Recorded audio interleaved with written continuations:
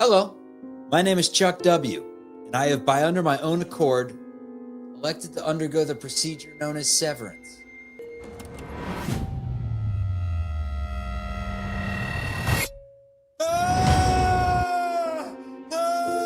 I give my consent to sever my memories from my work life and my personal life.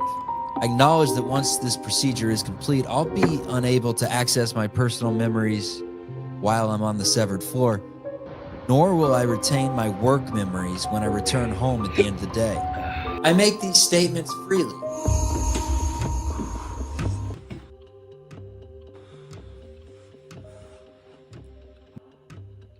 Do I know you? My name's Houdini. I'm from work. So we're friends. Houdini! What do you say, baby? I'm your best friend. Nothing is what they say. I used to think it would take a monster to put somebody in a place like that studio. No! No! Is anyone for the board on? Especially if that monster was himself. Forgive me for the harm I've caused this world. Again. It's a 1-and-1, and Aziz Bandago is going to the line. I don't even know what's real.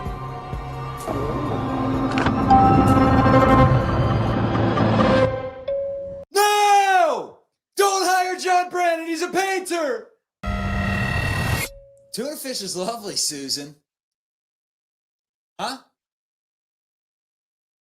My any what? I'd be pissed at what I was watching. You should be. I am too.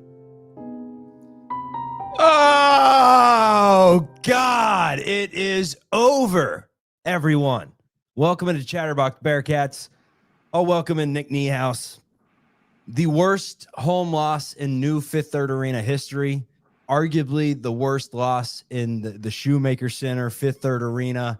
Call it whatever you want it, in that building's history, where it stands. Worst. I mean, it's up there with Presbyterian. You just lost to a 3-3 Eastern Michigan team out of the MAC. No Bob Miller, so there's an asterisk. But the boos were loud, and man, it is hard to think that we are going to get Wes Miller coming out there for a game against Xavier. That if you lose that game, I don't think he's getting fired, Niehaus, but he should. There's no more arguments, man. Well, you already said it's over, but even the Wes apologists are starting to turn. There was a point in the game, it's like 3 minutes left, and, we have some momentum, and nobody is standing. And I don't blame them. I came at the fans about a month ago where I'm like, why is everybody sitting on their hands still?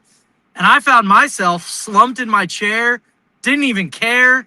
We're getting into a dangerous territory where fans of UC are going to be rooting for them to lose to get rid of the coach. Even the West defenders are going to be turning. Look, there's a lot of season left. There's a lot of Big 12 basketball games to play, but this is now a 5-year sample size, and Stan Heath just coached circles around Wes Miller. Stan Heath has been a Division I coach for a long time. He's coached good teams. Wes Miller has been a Power 4 conference head coach for 5 years now. He's never coached a good team. He's never coached an average team. He's coached consistent below average teams, couple in the American, now the third season in the Big 12. We're always going to point to that Mick Cronin year where they lost to the Blue Hose of Presbyterian. They got in a fist fight with Xavier, and months later they were in the Sweet 16. I don't think Wes Miller's Mick Cronin, man. I think he was the right hire on paper. I'm sure he gave a hell of an interview. You want him to succeed. You just don't want him to succeed at Cincinnati because it's done, man. I mean, it's done. This is going to sound insane. Most insane thing in the world. I'm Wes Miller. I'm at the podium right now saying, look, fellas, I care about this university. I came here and I fell in love with the city of Cincinnati. I'm gone. I brought Jordan here. That's my forever legacy. And I'm going to turn it over to our special advisor of basketball, Bob Huggins. He's going to take over the rest of the year. And then Mr. Cunningham is going to have a search for our next head coach at the University of Cincinnati. I mean, call me crazy, but I can't do it anymore. We're not going pure meow mix, but we're going to open up every show with that Severance banger. And then we may just end the stream after it. We may just play the Severance thing over and over. Maybe I'll tweak it every single time. For those of you that aren't watching on YouTube, you're like, what's he talking about? Check us out on YouTube. Check out Martino's, our presenting sponsor. We'll get into more with them in just a moment. But Niehaus, this team can't shoot the basketball. Once again, Lily scolded me for even bringing up that we could stink. And the offense is atrocious. Nothing was easy ever. How many back cuts do we have today? Over under 0.5. I don't know, Chuck. You are crazy for saying that, by the way, but I don't blame you. Which by the one? way, The Bobby H? He's been sober 2 years. Come on, give him a chance. Let him. No, saying he's going to resign in November. Oh, he's not going to resign. But no shit, he's not going to resign. Obviously not. No, I'm saying smart. I'm saying how does he enjoy this? I'm saying you're crazy, but I don't blame you. When I opened up saying everybody who is a West defender is going to turn on him, you're looking at him. He's talking to you right now. I've been a West defender this entire time, and you just can't help but hear the murmurs in Fifth Third Arena. I mean, I'm sitting there, and I hear in front of me Pat Kelsey. And I'm like, I can put 2 and 2 together that person in front of me is saying, Pat Kelsey turned it around in 2 years. They're 6th in the country. Kenny Payne had that program in the depths of hell. They were awful, way worse than we ever were. And again, I get they have more resources. I get they have money. We got money too. We don't have Louisville money, but surely we don't have lose to Eastern Michigan by almost double digits money. That was a joke, Chuck. Nobody can shoot. I don't know whether to blame the players or blame Wes. Yes, there's lack of scheme offensively. We've seen it for 5 years. But again, we have players open and they're not hitting open shots. It's a tale as old as They're time. not good shots, though. I mean, Kirk Carise, a 28-footer, is not what I want from an offense when you're playing a team that you should be more physically gifted than. Even without a massive guy in Jalen Haynes and a massive dude in Baba Miller, UC still had plenty of size, and they did not take advantage of it. I want to know the final amount of shots that Mustafa Cham went with, because I thought he was going to be a big part of this game, and it was all guard-centric. It was all pass around the perimeter. It was typical zone UC basketball that we've seen for years. The differences in those games, Wes Miller's or Mick Cronin's teams may have given up 57, and the Bearcats eke it out 58-57 on a last-second Jacob Evans shot from the elbow. Today, they give up 64 to Eastern Michigan, 36 in the first half, where they were down 13 heading into the locker room. They were down, I think, 11-0 right out of the jump. It was just not good. I will say Eastern Michigan, shouts to them. They do have a guy I like, Hab. He's nice, man. 13 points on 3 of 12 was nothing special, but he's got a nice little game to him. I wouldn't be shocked if he transferred somewhere. He's just a redshirt freshman. But that's our Eastern Michigan talk. Back to UC. Yeah. They shot 34%, man. 24% from 3, 7-29. Mustafa Cham took 5 shots, hit 2 of them, 2 rebounds in 34 minutes. How do you get him 5 looks? Figure out a way to penetrate the zone. Do something. That's awful, man. It's awful. It's consistent. I've seen it enough. Bye. I hate to say it, but it's done. It's time, Chuck. It's year 5. It's year 5. There's only one way to win us back, and that's winning next Friday night at Cintas Center. And even that probably won't be enough. But you kind of said it. We might need Niehaus. I got to get into it because they beat Michigan in the first preseason game before Wes had a chance to touch him, right? He was basically just like, look, we're not ready. This actually background on YouTube was made for that Michigan game. They were ready. Sean Harden, stock up. All 3 of those things are not looking great right now. And he said they weren't ready, that preseason game. And what do? They go out and they score 100 against Michigan. And now they're scoring 56 against Eastern Michigan. 100 against Michigan. The Wolverines. 56 against Eastern Michigan.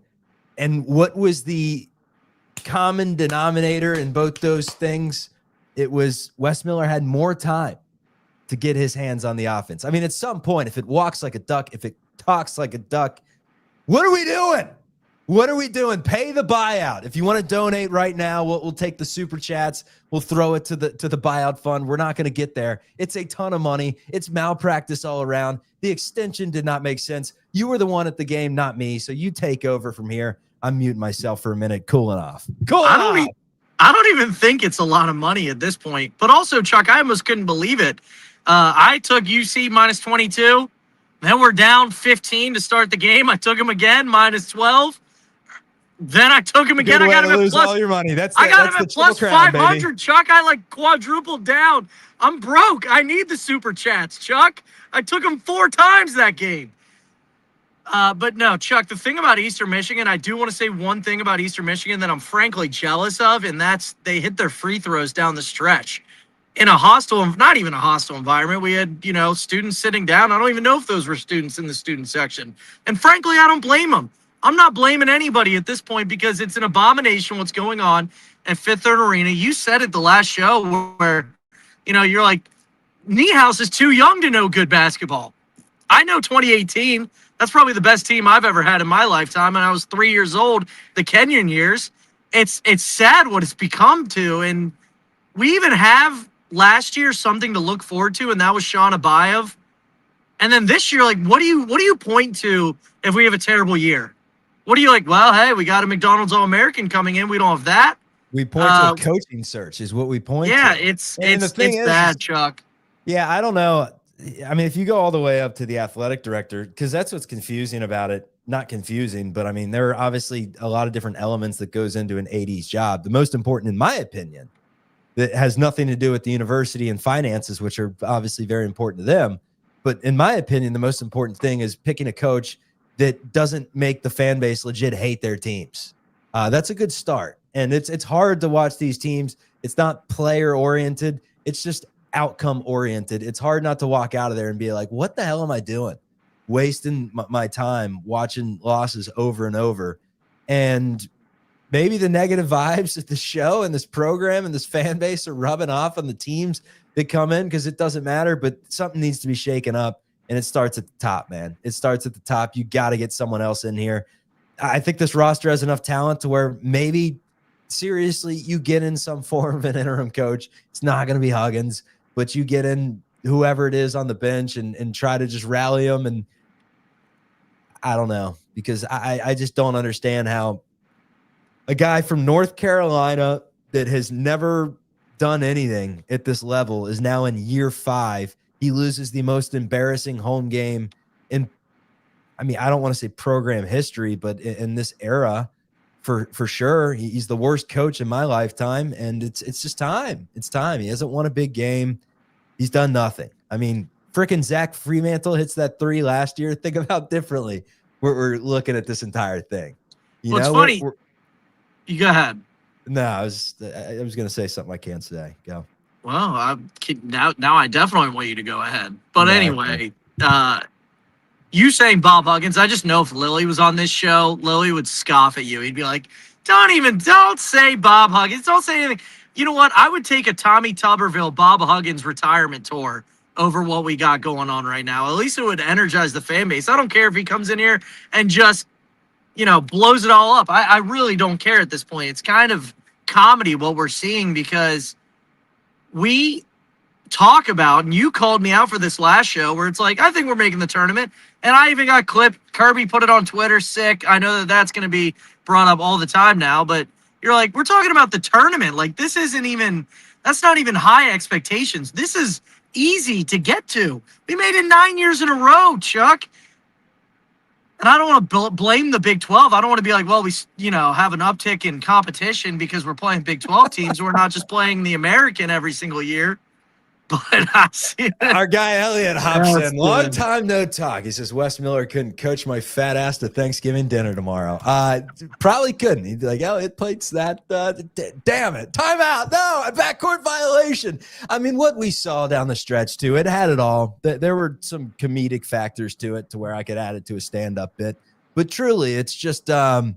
I mean, you got to feel like a loser. It's freezing, and for you to go to that game and be sitting in your car right now, you got to feel like a loser. I'm getting ready to fire at the NBA. I got Warriors Rockets. I mean, sure, I'm the one hosting the post-game show, but you can go at any time, man. I mean, you got to feel like a loser having spent your Wednesday night at that stadium. A loser. I feel like a loser. Thanks. Yeah, that makes me feel real good. I already told you I bet on him 4 times tonight. I lost every single freaking bet. Thanks, Chuck. I'll Venmo you. I take care of you, and or I try. And B, obviously I'm joking. You needed we needed your energy in the crowd tonight. I No, could hear you. I could hear you screaming. No, and you just didn't. people I trying didn't to- have any. I think this is my turning point.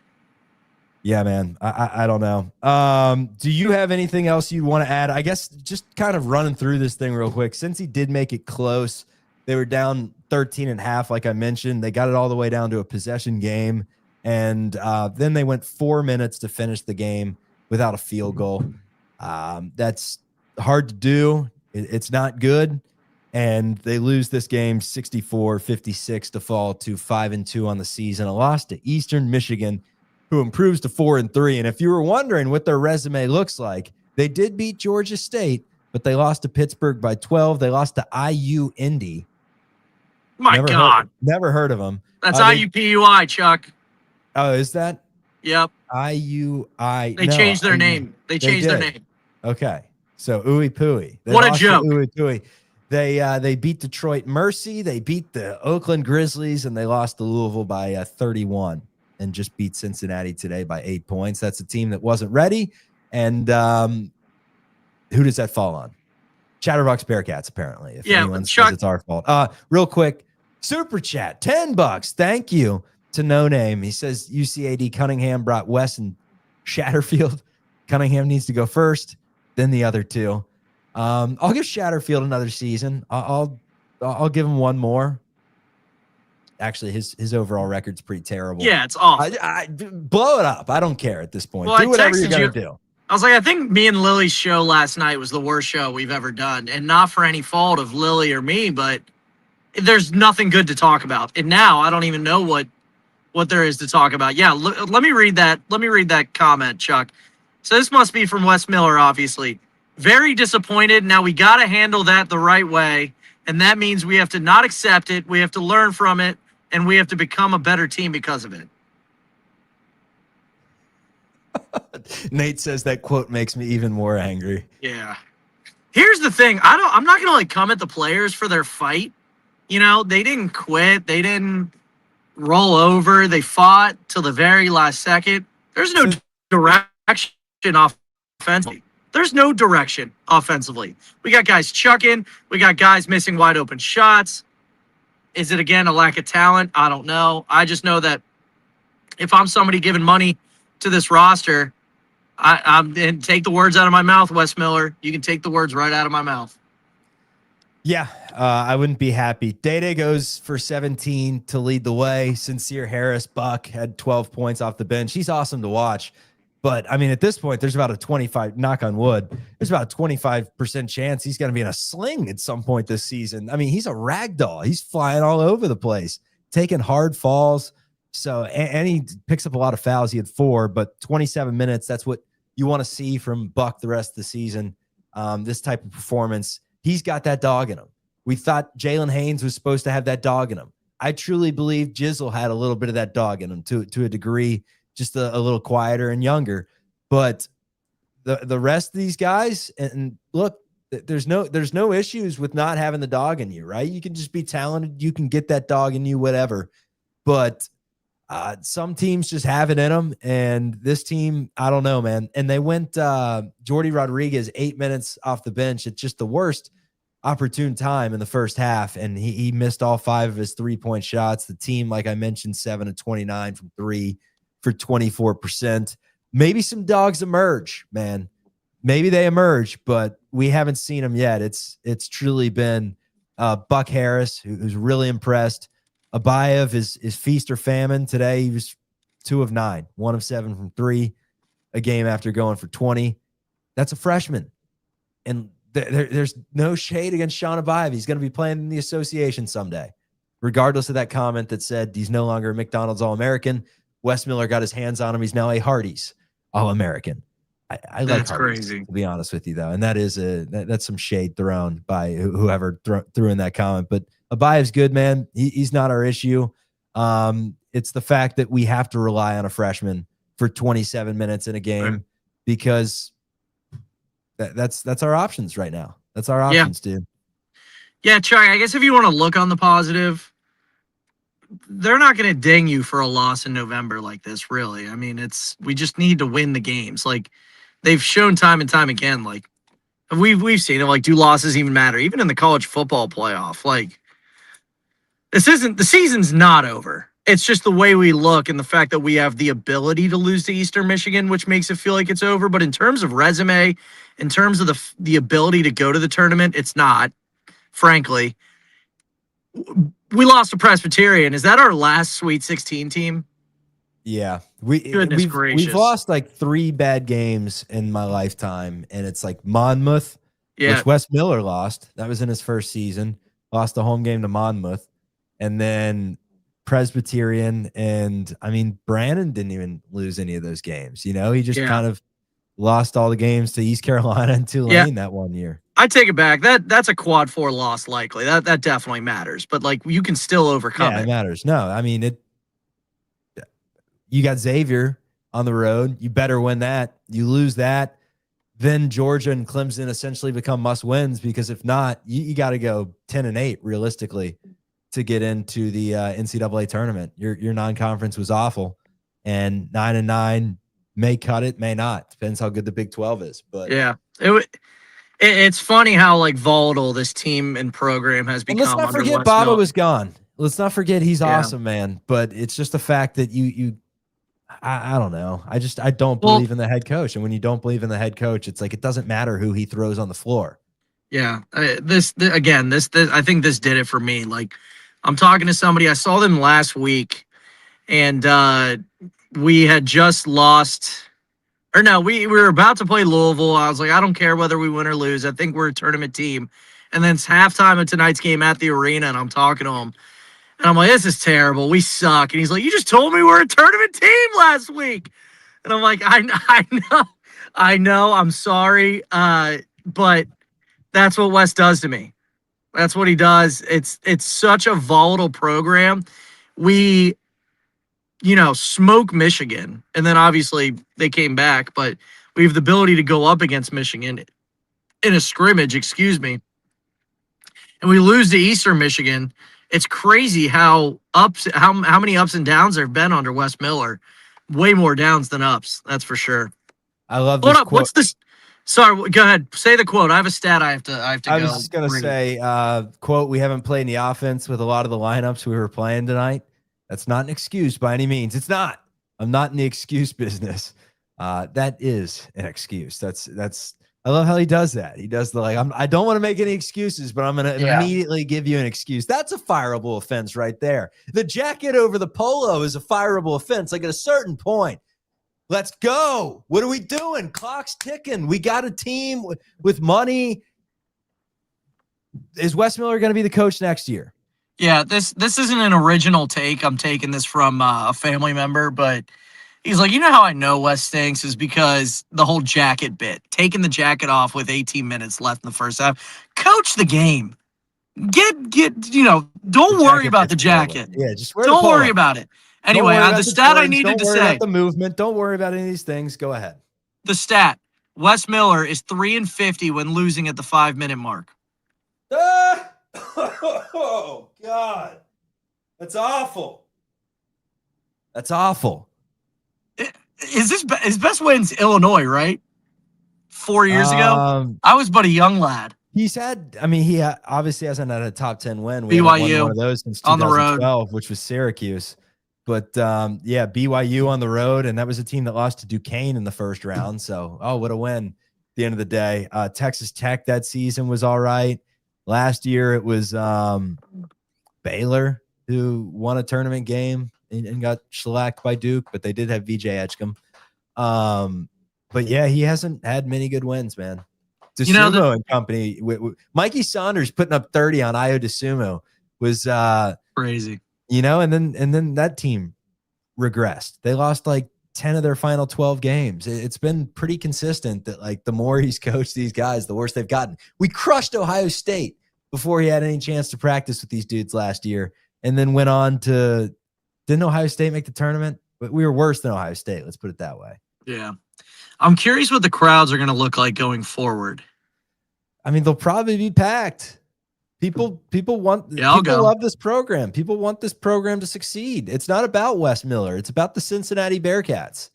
Well, there's going to be a lot of people. Well, Mick was an alumnus, and he was on the hot seat, before he figured it out. Again, with not an original take here, but like people are going to be talking about Mick a lot because obviously he went to a Final Four with UCLA, blah, blah, blah, blah, blah. To give those people credit, the Cincinnati men's basketball program is a beautiful story to tell that the grass is not always greener. Look at that. 9 tournaments in a row. Oh, but he can't get to the second weekend. He can't do it. I remember, Chuck, I've told this story a million times. I'm in college, in a screaming match after the bars with my buddy. He's screaming at me, "Don't you want more? Don't you want more?" And I'm like, I didn't even know. I was accepting that Mick was good enough for us. I didn't want 30 Mick to games. go. Yeah, we won 30 games 3 years in a row. Yeah. We went an entire year where we didn't lose in our arena and I'm about to closing down with confetti and not a single loss. And here we have Wes losing home games to Eastern Michigan and saying, "Look, I'm not in the excuses business, but all our guys are out." It's like, dude, come on. Win a freaking game. Stan Heath outcoached you. Who have you outcoached? We need to win Friday. And I have no expectations for that. They were awful to start the year. I'm talking about Xavier, obviously.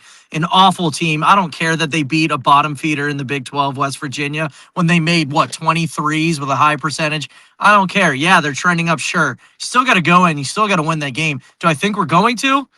Absolutely not. Absolutely not. Not after the offense we've seen put on the floor this year. But you have to win that game if you're Wes Miller. You literally have to. All right. Final comment from Sean Connor. He says, well, we're all thinking you have to make wide open shots. Unfortunately, you have to get better looks, and you have to utilize things that help against a zone, like getting some O boards, maybe. What was the final number on the glass? They out-rebound UC 36-29. That was what Wes Miller's team that had John Newman, that was their calling card. Jameel Reynolds, Vic Locken, they were a good rebounding team, one of the best in the Big 12. Couldn't put the ball in the hoop, but they were a good rebounding team. Since then, I don't know what's happened. He's recruited some size, some positional length, but none of these dudes particularly good rebounders. It was 7 for Sean Abaya, 5 for Day Thomas. Cham and McKinley only had 2 rebounds apiece. Zella didn't grab a single board. So that's ugly. And that's why you need Baba. And hopefully this thing gets better. But as of right now, I'm at a loss for words, man. This is about as bad as it gets. I get it. You have to hit open shots. What you have to do more is scheme up somebody open down low in the paint or a backdoor cut, like you said, against Eastern Michigan. You got to scheme something open. There was nothing, man. There was truly nothing. All right, Martino's. Let's tell you about them real quick. Steps away from the University of Cincinnati's campus. They got TVs throughout with sports on the entire time. They got games upstairs, NBA Jam. They got a private bar upstairs where we do our shows. We're expecting we'll cement this in and give the details on a future show. But to further update you, Xavier, crosstown shootout. If we have the space, Martino's, top floor, everything on draft. I may be lying there, but they got beers on draft. They got cans. They got all the wells. The anything you need, it's Martino's. And if you don't drink, that's great. I'm not going to be drinking at this sort of thing. I'll be eating the 2-foot gargantuan hoagie with meat and shaved ribeye and sausage and sauces, and it's delicious. Also stromboli. Dough wrapped with your favorite toppings, good seasoning. It's good stuff. That is Martino's. Any final thoughts, Niehaus, before I bid you adieu? No, I thought, God, there's people screaming on the street. They must have just seen the final score. Now, Chuck, the only thing is this is it for me. I think, yep. That was the turning point from the final West defender of Chatterbox Bearcats. I guess Lily. I don't even know where Lily stands. I think Lily would never say anything, but from the final defender of Wes Miller and Chatterbox Bearcats, I've been done in. Okay, I want to kind of flip the mood for a moment. I'll let you go, Niehaus. I just want to say something real quick. Chatterbox Bearcats. You can check out Nick Niehaus on the midweek show to completely flip the vibe. Obviously, I want to remember the man, Jesse Jackson, who passed away. Did not know this until I saw the broadcast today. If you were in broadcasting or have worked around the industry or just live in Cincinnati, you may know him. And he was the man. I got to work with him when I did the 2 summers of the Reds. And he was just one of those dudes that was friend of everyone, you know. Jesse, what's up, man? I shadowed Welsh and Brenneman way back in the day. I was like a sophomore at Moeller, and I wanted to do play-by-play. And I got to sit up in the booth with those guys. Jesse was giving me ice cream the whole time, asking me about school, all this stuff, just the man. And then, you know, I go back there and do the Reds Live pre and post, and I remembered him. I was like, hey, man, Jesse, what's up? I didn't know he did all these sporting events, and it was literally at every game. I just remembered him. I'm like, what's up, man? And he may have been full of it. I don't know, but he said he remembered, and he just always treated me like he remembered. I remember one of my buddies, Schlater, from college. He wanted to meet Barry Larkin, and he had, you know, way too many Miller Lights in the outfield or whatever. But I brought him up there, and he grabbed a hot dog, whatever, took him through the press box. It's not that serious. And went into the broadcast booth, and Jesse offered him like ice cream and taking care of my buddy who's 12 beers deep. So he'll be remembered. He was awesome, and anyone that knew him shares the same sentiments. So gonna finish the show with that. Bearcats lose to Eastern Michigan. Appreciate everyone for joining the podcast tonight, and hopefully greener days are ahead for the Cincinnati Bearcats basketball program.